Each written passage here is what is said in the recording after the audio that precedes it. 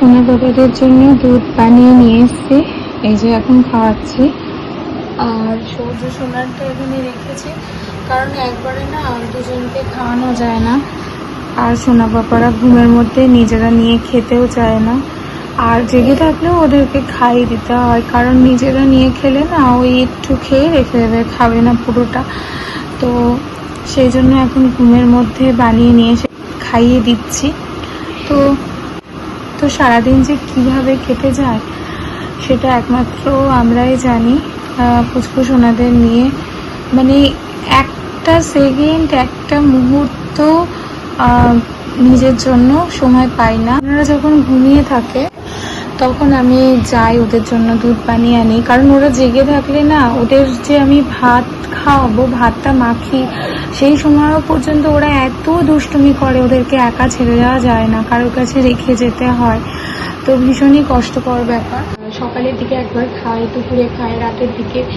সকালবেলা ওদের খাবার খাওয়ালাম, যখন 11টা-12টার দিকে ওদেরকে ঘুম পাড়িয়ে দিই, তখন যাই ওদের জন্য রান্না করতে। তো সেটা করে তারপরে ওদেরকে খাওয়াই। রান্না হচ্ছে সোনাদের দিদিই করে, কিন্তু এখন যেহেতু ঠান্ডা লেগেছে তো তার জন্য আমি ওদের জন্য স্যুপটা বানাবো। তো সেই জন্য এখন যাব। তো একটা মুহূর্ত টাইম পাওয়া যায় না সারা দিনের এই সমস্ত। আর ওরা যখন জেগে থাকে না, ওরা এতটাই মানে দুষ্টু, সারা ঘর বাড়ি সব ওলট পালট। সব থেকে বড় কথা, জল ফেলে দিচ্ছে, হিসু করছে, তারপরে সেই জল কাবে কাবে গায়ে দিচ্ছে, করছে, মানে কীভাবে যে ওরা দিন চালায়। মানে সেকেন্ডে সেকেন্ডে ধরো একটু এই ঘরে এসে একটা বোতল খুলে সব ফেলে দিল, কোনো রান্নাঘরে গেল, মশলা, তারপরে তেল, তারপরে আটা ময়দা থেকে শুরু করে তারপরে ওদের সমস্ত জলের বোতল, আমাদের জলের বোতল। তো যাই হোক, মানে কি বলবো, মানে শেষ করা যাবে না। যাদের বাড়িতে এরকম বাচ্চা আছে, বিশেষ করে এরকম টুইন বেবি আছে, তারাই জানবে প্রতিটা সেকেন্ডে প্রতিটা মুহূর্ত কীভাবে যে আমাদের দিন যায়। আর এক সেকেন্ড যদি চুপ করে থাকে না, একটা আতঙ্ক হয় যে কি করলো, কি করে ফেললো। ইভেন হ্যাঁ, সত্যি এসে দেখি কিছু না কিছু একটা করেছে, কিছু দুষ্টুমি করেছে। ধরো কিছু মুখে দিয়ে বসে আছে, কিছু ফেলে বসে আছে। তো এগুলো ভীষণই ডেঞ্জার। তো সোনাদেরকে ওখান থেকে প্রোটেকশান করতেও অনেক মানে প্রতি মুহূর্তে ধরো একটা হাত ধুতে যাচ্ছে, তার মধ্যে গিয়ে কিছু করে ফেললো। তো এইভাবে জল ঘাটছে, কোথায় হিসু করছে, পড়ে যাচ্ছে, সেকেন্ডে সেকেন্ডে কাজ করে দেয় ওরা। আর সারাদিন দৌড়ে ওদের পেছনে পারি না। যাই হোক, তো চেষ্টা করি যতটা সম্ভব ওদেরকে ভালো রাখার। আমি পুচকু সোনাদের যে এরকম ভিডিওগুলো বানাই, তো আমার যেটা মনে হয় যে এই যে ভিডিওগুলো আমি বানাচ্ছি, এই স্মৃতিগুলো ওদের থাক, ওরা বড় হয়ে দেখবে। তো সেই জন্য ওদের ছোটোখাটো দুষ্টুমির মুহূর্ত বা এই দিনগুলো সমস্ত কিছু আমি চেষ্টা করি যতটা সম্ভব রেকর্ড করার। প্রতিটা মুহূর্ত হয়তো পারি না, সারাদিনে সবসময় তো সম্ভব না, তবু চেষ্টা করি। কারণ কি, আমি চাই এগুলো স্মৃতি হয়ে থাক, এগুলো ওরা বড় হয়ে দেখুক।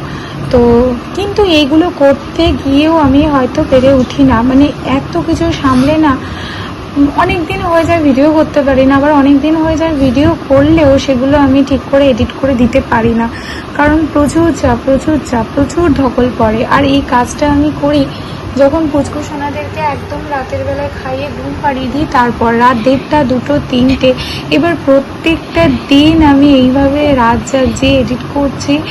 তারপরে সকালেও আবার খুব তাড়াতাড়ি উঠে পড়তে হচ্ছে, কারণ সোনাদের জন্য সমস্ত কিছু মানে সোনাদেরকে কিভাবে কখন কি খাওয়াবো, তারপরে ঘুম থেকে উঠবে, ব্রাশ করাবো, খাওয়াবো, স্নান করাবো, মানে প্রত্যেকটা সেকেন্ডে কাজের চাপে ভর্তি। আর কি ওদের পেছনে প্রচুর কাজ আছে, নখ কেটে দেওয়া, মানে যাবতীয়, মানে বলে শেষ করা যাবে না। যাদের বাচ্চা আছে তারা জানে, যাদের এরম যমজ বাচ্চা আছে তারা জানে।